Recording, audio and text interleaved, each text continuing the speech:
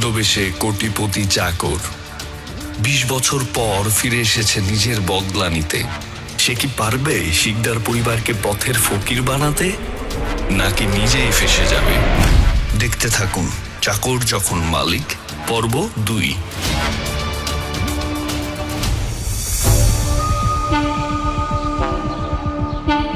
হালিমা,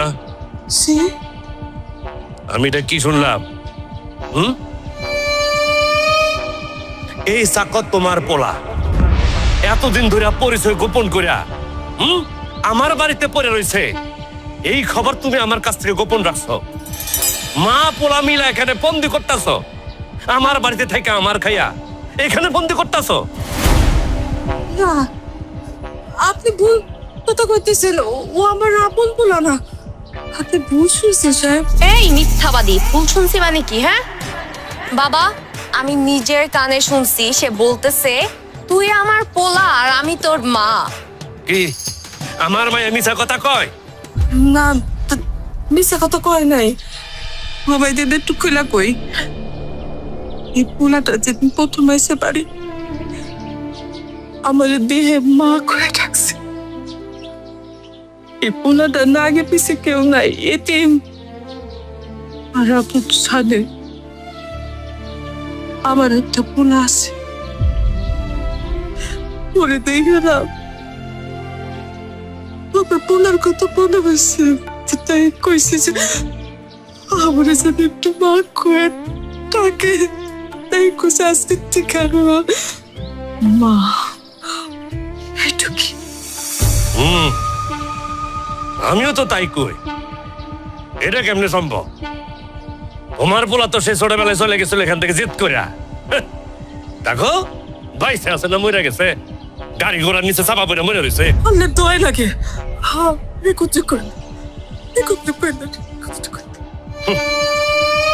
এইটুকুন পোলার কি তেজ? আমার সাথে বেশি টাকার মালিক হইব, আমার সাথে বেশি ক্ষমতার মালিক হইব, হইছে? শোনো একটা কথা কই, ওই সেরা খাতায় শুইয়া লাখ টাকার স্বপ্ন গরিব কখনো দেখতে পারে না, সেটা স্বপ্নই থেকে যায়, বাস্তব হয় না। হ্যাঁ, এটা আপনি একদম ঠিক কথা কইছেন। স্বপ্নই থেকে যায়, বাস্তব হয় না।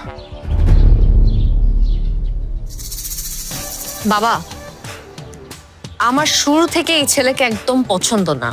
আমি বলি কি, আজকে এই ছেলেকে বাড়ি থেকে বের করে দাও। সাহেব, আপনি আমার এই বাড়ি থেকে বাইর করে দিলেন না। আমি তো এতে আমার আগে পরে কেউ নাই, আমার বাইর করে দিলে আমি কই যাবো, কই থাকবো?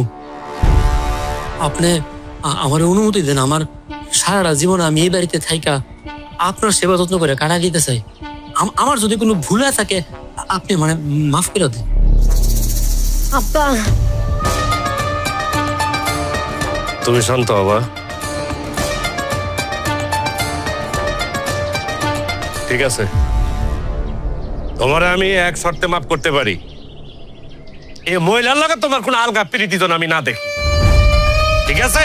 কোন চিত্রনাট্য যেন আমরা দেখতে না হয়। এই মহিলারে আর যেন মা ডাকতে না শুনি আমি। আল্লাহ দোয়াই লাগে। আপনি এই কামটা করেন না। আমার জীবনে কিছুই নাই। সে ওর মুখ থেকে মা ডাকতে আপনি কেটে নেন। আমাকে ভিক্ষা, আপনার কাছে আমি ভিক্ষা ছিলাম, একটু ভিক্ষা দেন আপনি আমাদের। ঠিক আছে, আমার চোখের সামনে কোনো কিছু যেন না পড়ে। যাও, বিদায় হও।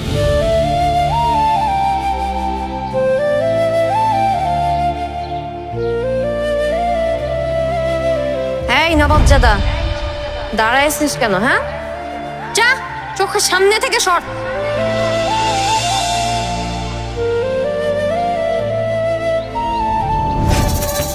যত সব নাটক, বিরক্ত হয়ে গেলাম।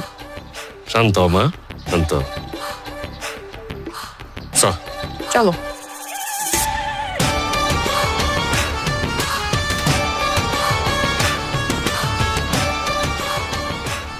তোরা ধরে এসেছিস কি লিয়া? পাসেম কর।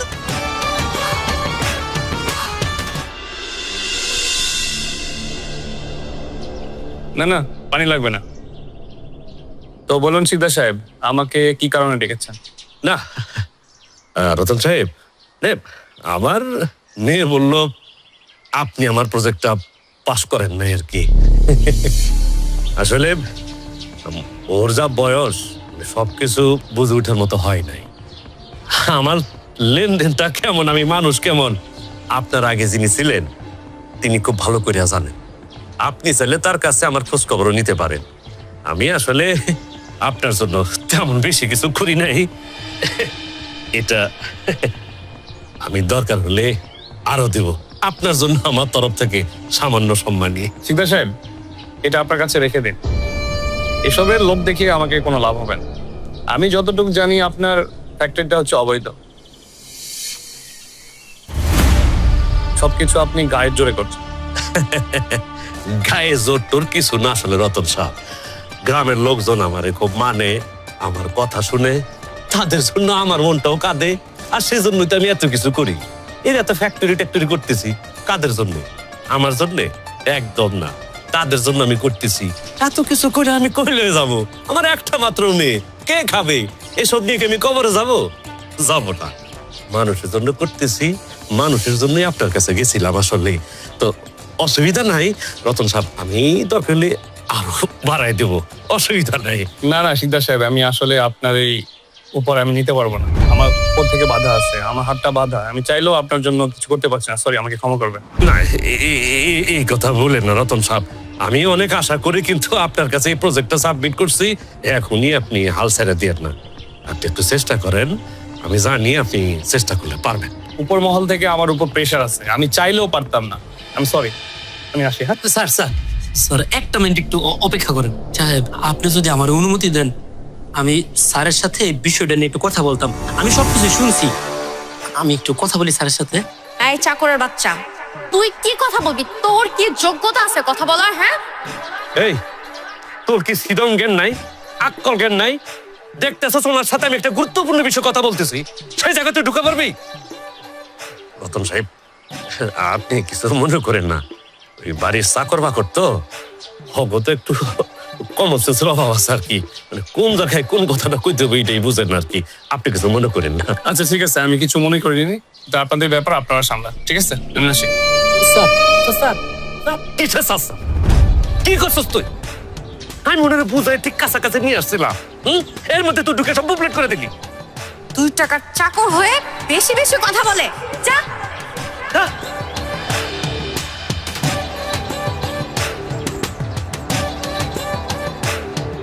দেখো কাণ্ড, এত গুরুত্বপূর্ণ একটা বিষয় আমি আচ্ছা বাবা, ঠান্ডা হোক। আগেই বলছিলাম তোমাকে গিয়ে বের করো বাড়ি থেকে। এই যে আপনারা যে আমার সাথে এমন করছেন, আমি চাইলে কিন্তু আপনার সবার নামে অ্যাকশন নিতে পারি। রতন সাহেব, আপনাকে এতক্ষণ পর্যন্ত যে ব্যাপারটা সুন্দর করে বুঝিয়ে বললাম, আপনি সেই কাজটা করে ফেলেন, আপনার জন্য মঙ্গল হবে। আমি আপনাকে বলেছি না, আমি আমি আমি নিজের কাছে পরাজিত হতে পারবো না। টাকা আমাকে কিনতে পারেন, আর আপনি আমাকে কিনতে চান। আমি আপনার কথা শুনবো না। আর কি মনে করেন? হ্যাঁ, এই খেলনা পিস্তল দিয়ে ভয় দেখাতে চান আমাকে? আমি আপনাদের সবার নামে অ্যাকশন নেবো। খেলনা পিস্তল? হ্যাঁ, খেলনা পিস্তল। কি রতন সাহেব, খেলনা বন্দুকের গুলির শব্দ কেমন লাগে? ভাই ভাই ভাই ভাই, আপনি কি ভাই? উনি ফরহাদ চৌধুরী বিজনেস পার্টনার দুর্জয় চৌধুরী। কি বলবেন? ঢাকা শিল্পপতি ফরহাদ চৌধুরীর বিজনেস পার্টনার? ইয়েস। তাহলে আপনারা কি চান আমার কাছে? শিকদার সাহেবের ফ্যাক্টরি যে প্রজেক্টটা আপনি পারমিশন দেননি, আটকে রেখেছেন, ওটা পারমিশনটা দিয়ে ফেলতে। স্যার আপনি কোনো চিন্তা করবেন না স্যার, আমি কথা দিচ্ছি আপনাকে। আমি সব কাগজপত্র রেডি করে আমি আগামীকালই শিকদার সাহেবের কাছে যাবো স্যার। প্লিজ আপনারা আমার কিছু করবেন না স্যার, প্লিজ। Thank you. তাহলে আমি আসি স্যার। ঠিক আছে। রতন সাহেব, আরেকটা কথা, আমার যে পরিচয়টা আজকে আপনি জানলেন, এই পরিচয়টা শিকদার সাহেবকে জানানো যাবে। স্যার আমি কথা দিচ্ছি স্যার, শিকদার সাহেব এই বিষয়ে কিচ্ছু জানবে না স্যার। স্যার আমি আসি স্যার। ঠিক আছে স্যার, আসসালামু আলাইকুম। স্যার, আমি তো কিছু বুঝতে পারছি না।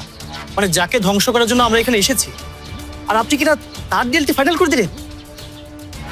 শফিক, তুমি বড়শি দিয়ে কখনো মাছ ধরেছো? মাছ কিভাবে ধরবা? সবসময় তো গুলশান বাজার থেকে কিনে নিয়ে আসো না? মাছ ধরার জন্য আগে টোপ ফেলতে হয়। টোপ ফেলার পরে মাছ যখন টোপটা গিলে ফেলে, তখন তুমি যদি হ্যাচকা টান দাও না, মাছ কিন্তু বড়শি ছিঁড়ে চলে যাবে, তোমার টোপটাও নিয়ে যাবে। মাছের সাথে খেলতে হবে। খেলতে খেলতে খেলতে খেলতে মাছটা যখন দুর্বল হয়ে যাবে, তখন তুমি বড়শিটা একটা টান দিবা, মাছটা তোমার হাতে চলে আসবে। বুঝতে পেরেছো? প্রচন্ড গরম শফিক, বুঝছো? আমি যে এসি কি পরিমাণ মিস করতেছি। আচ্ছা তোমরা তাহলে যাও, তোমরা গিয়ে রতন সাহেব কি করে ব্যাপারটা দেখো, বাকিটা আমি দেখতেছি। যাও যাও যাও। স্যার। Move move move. এই এসো।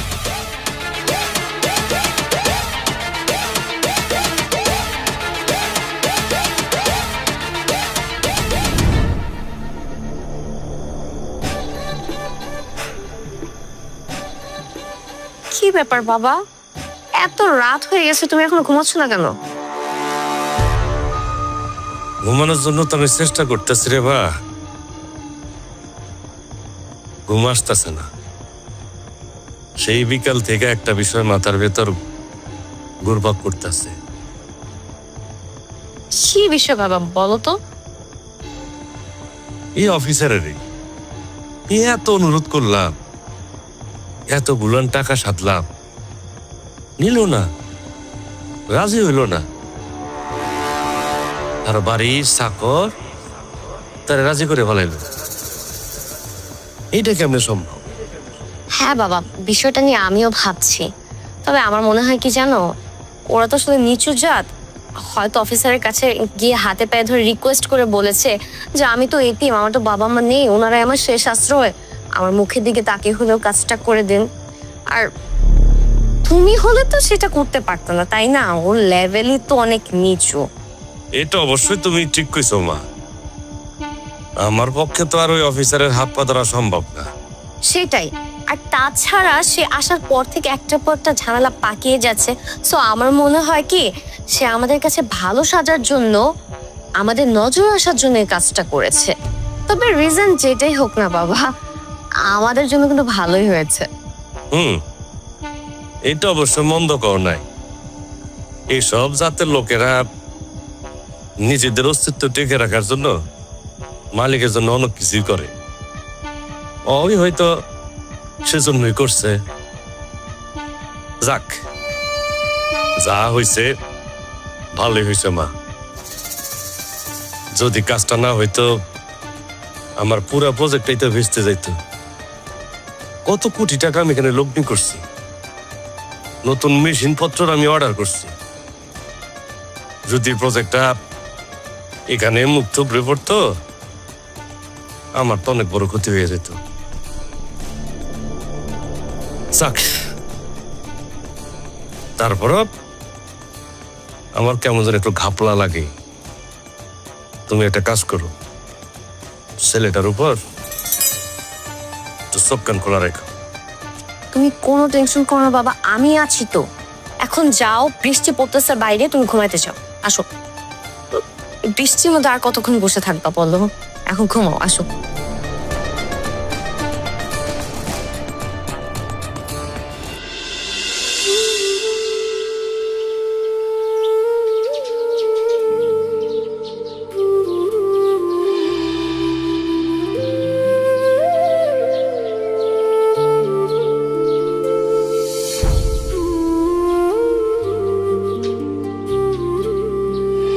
কাকি, কি ব্যাপার? কে দেখতেছো? বাজার লাগবে তোমার?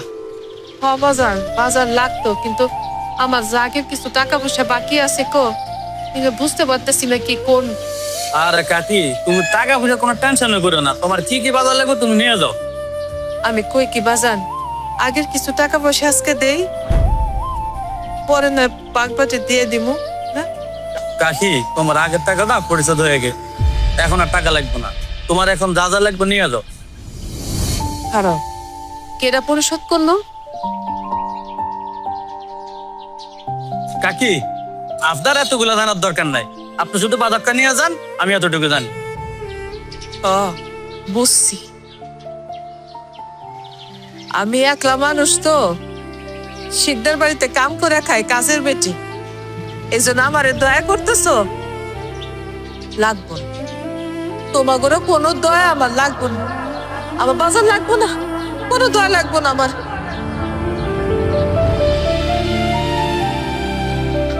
লাগবো না।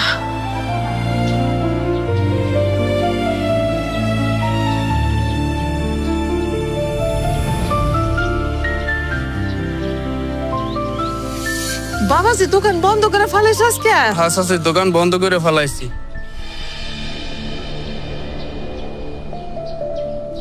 আপনার বাজার সদাই আমি করে রাখছি, ও আল্লাহ, নিয়ে যান। আবার কি লাগবে তুমি কেমনে জানলা? পেঁয়াজ, রসুন, মরিচ 1 মাসের বাজার আছে, আপনি নিয়ে যান।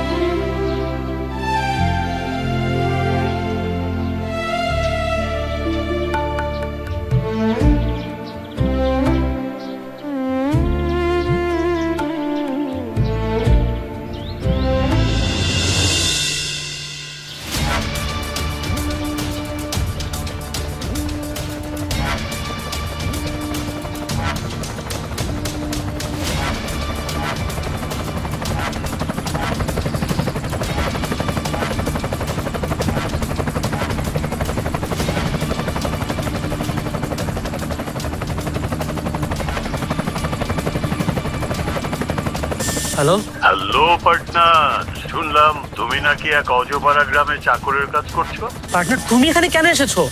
আমরা তো তোমাকে আসতে বলিনি। কোটি টাকার বাড়ি গাড়ি ফেলে এভাবে পড়ে থাকবে, এটা তো আমি কোনোভাবেই মেনে নিতে পারবো না। তোমার কোনো হেল্প লাগলে আমাকে বলো।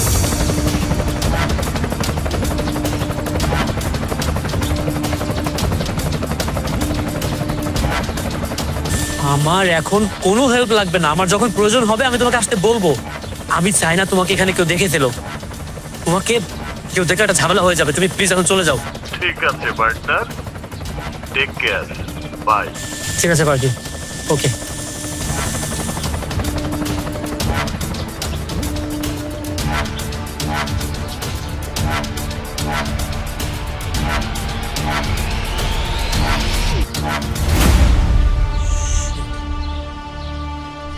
বুঝছি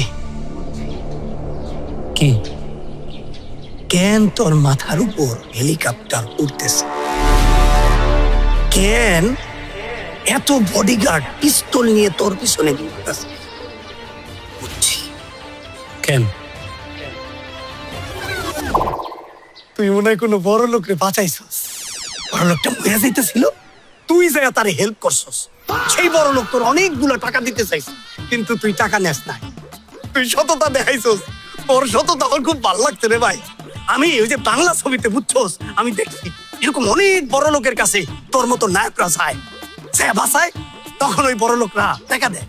তোরেও টাকা দিছে, তুই তখন কইছস, চৌধুরী সাহেব আমি গরিব হইতে পারি কিন্তু ছোট লোক না, আপনার টাকা আপনার কাছেই থাকুক, আমি ফকির নিলে আমি টাকা নিব না। এগুলা কইছস ঠিক না? ও ভাই, আপনি একদম ঠিকই বুঝতে পারছেন। তোর সততা আমার খুব ভালো লাগছে, আমার খুব ভালো লাগছে। আমি একজনরে সাহায্য করছি বিপদের মধ্যে, এই জন্য তার টাকা নিবো কেন? পোকা নাকি তুই? শোন ভাই, ঠিক আছে তুই সৎ মানুষ, তোর টাকার দরকার নাই, টাকাগুলো আমারে দে। তুই বডিগার্ড গুলারে ক, মানে তারা তো বড় লোক, আমারে টাকা দিয়ে দেখ, আমি নিব। শোনেন বড় ভাই, আরেকজনের টাকার উপরে লোভ করণ ভালো না। আরেকটা বিষয়, এই যে আপনি হেলিকপ্টার দেখলেন, এই বিষয়গুলো কিন্তু শিকদার সাহেবরে বলা যাবে না। যদি কোনো কারণে মুখ ফসকে আপনি বইলা দেন, তাহলে কি হবে আপনি তো বুঝতে পারছেন, তাই না? বুঝছি, ঠিক আছে বড় ভাই, চলেন।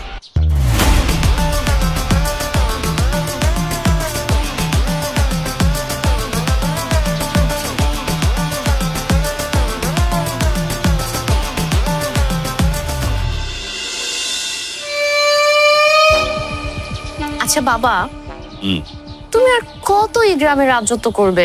তোমার কি ইচ্ছা করে না যে এর চেয়ে বাইরে গিয়ে আরো বড় কিছু করতে? হঠাৎ করে এমন কথা মা, কি কইতেছ একটু খুলে কও তো।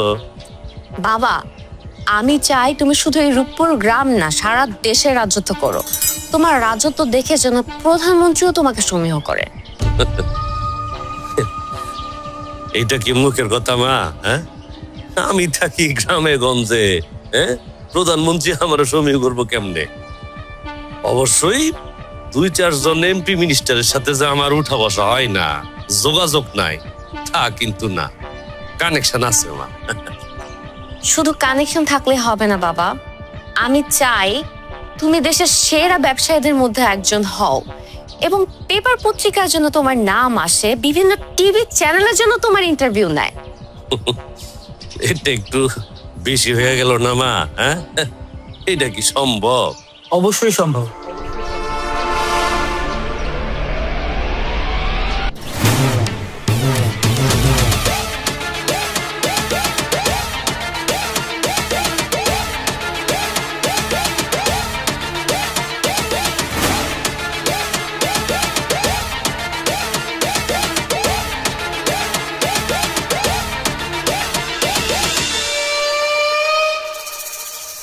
এই হারামজাদা, তুই এখানে কি করিস? দেখছিস না ইম্পর্টেন্ট কথা হচ্ছে? যা তো আমার চোখের সামনে থেকে সর। ম্যাডাম, আপনি রাগ হয়েন না। আসলে আমি এতক্ষণ ধরে আপনাদের সব কথাই শুনছি। ম্যাডাম, মালিককে নিয়ে আপনার যে স্বপ্ন, এটা কিন্তু বাস্তবায়ন করা সম্ভব। মালিক যদি চায় তাইলে বাংলাদেশের 1 নাম্বার ব্যবসায়ী মালিককে বানানো সম্ভব। আমার কাছে উপায় আছে। বাবা, ও কি বলে? 2 টাকার চাকর হয়ে আমাদেরকে শেখাতে আসে? এই, এখন তোর কাছ থেকে আমাদেরকে উপায় জানতে হবে?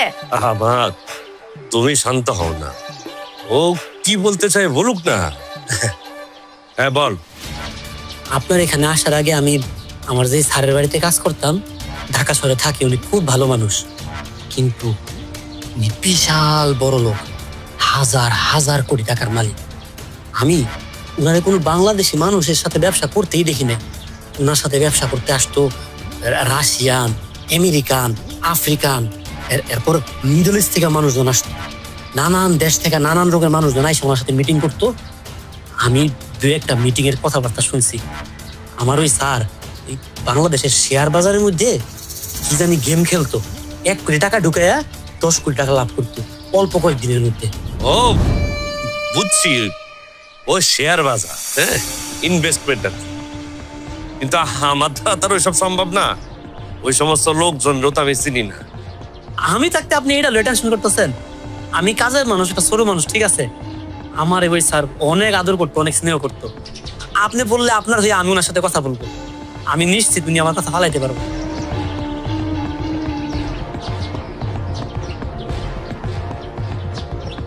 মালিক, আপনি অভয় দিলে আর একটা কথা বলতাম।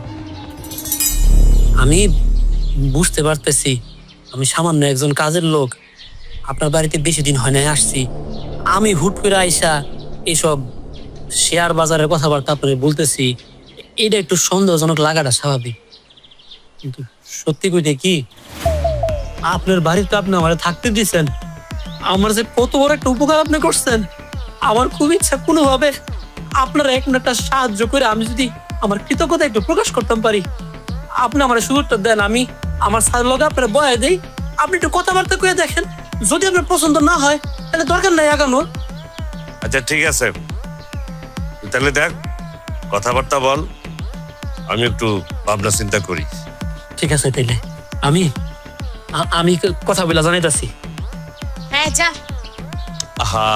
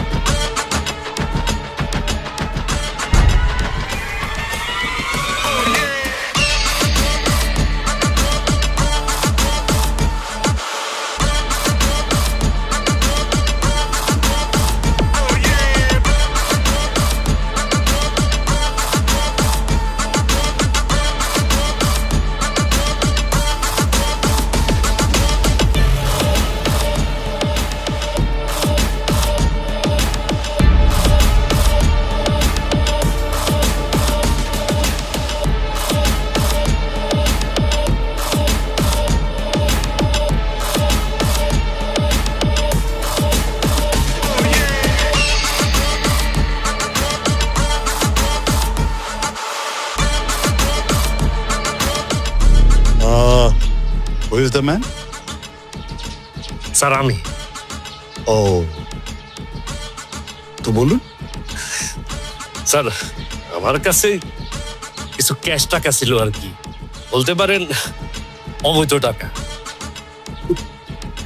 You mister Sikdar. শিকদার, টাকার গায়ে বৈধ কিংবা অবৈধ লেখা থাকে, ওটাকে প্রপার ইউটিলাইজ করলে সবই বৈধ। জি স্যার, আমিও তাই বলি।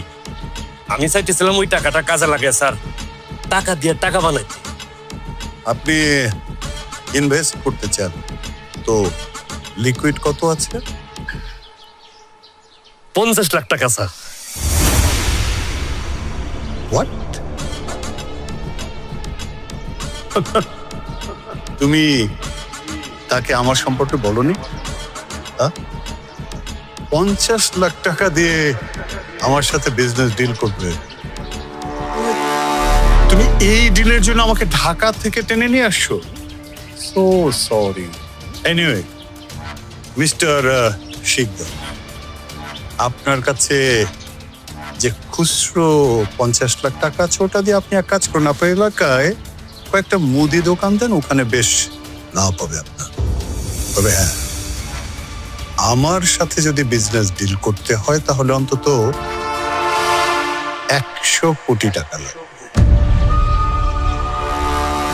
100 কোটি টাকা? স্যার এত টাকা আমি এই মুহূর্তে কোথায় পাবো? আমি স্যার দেখতে চাইছিলাম আর কি খেলাটা কেমনে হয়, আর কি কাজটা কেমনে হয়। আপনি কি আপনার মেয়ে বিয়ে দিতে চান? জি স্যার। জি, এসব দেখা দেখি হয় বিয়েতে, বিজনেসে না। যদি 100 কোটি টাকা ইনভেস্ট করতে পারেন তাহলে আমার সাথে বিজনেস ডিল করতে দেন। আর না, এই মুহূর্তে মনে হতে পারে যে আপনার কাছে 100 কোটি টাকা অনেক অনেক টাকা, কিন্তু জাস্ট 3 মাস পরে আপনার হাতে যখন 500 কোটি টাকা আসবে, তখন একবার ভেবে দেখুন তো অবস্থাটা কি হবে। মাছি ঢুকবে। ঠিক আছে, দেখা হবে। আঙ্কেল একটু ওয়েট। আপা, লোকটাকে দেখে আমার জেনুইন মনে হইতেছে, আর এত বড় সুযোগকে হাতছাড়া করে তুমি রাজি হয়ে যাও। এত টাকা কোথায় পাবো? 100 কোটি টাকা? আমাদের যত জমি আছে, ফ্যাক্টরি আছে, সবকিছু সেল করে দেয়, এগুলোর কোনো ভ্যালু নাই গ্রামে। আর এত বড় একটা সুযোগ তুমি জীবন আর পাবা না। তুমি চিন্তা করে দেখো, এতগুলো টাকা তোমার ইনকাম করতে গেলে 50 বছর বেশি লাগবে, আর সেটা তুমি 3 মাসে পেয়ে যাচ্ছ। আর কি লাগে? স্যার আমি রাজি আছি স্যার, আমি টাকা পয়সা যাই জোগাড় করতেছি স্যার, আপনি আগে আসেন। That's the spirit.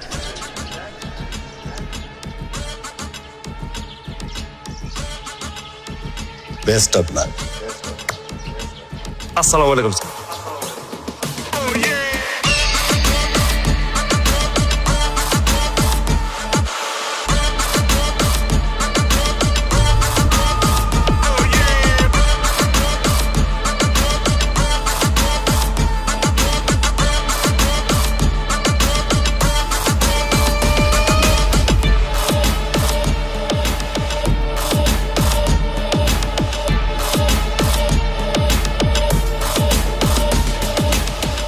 শিকার টোপ গিলেছে, এইবার খেলা হবে।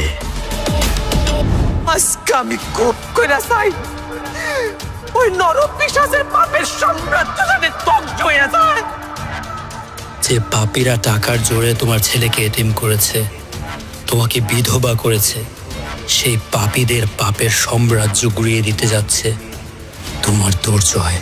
এই লাগে যে স্যার 50 কোটি টাকা আছে, আর এখানে আমার সমস্ত জমি জামা ফ্যাক্টরি যা কিছু আছে সব ডকুমেন্ট এখানে আছে, কাগজপত্র এখানে আছে। দলিলপত্র দিয়ে দেয়া কি ঠিক হলো? আর আমাদের কাছে তো কোনো প্রমাণও নেই। লোকটা যদি আমাদের টাকাগুলো মেরে দেয়, আমরা তো অনেক বিপদে পড়ে যাবো, আমরা তো একদম পথে বসে যাবো।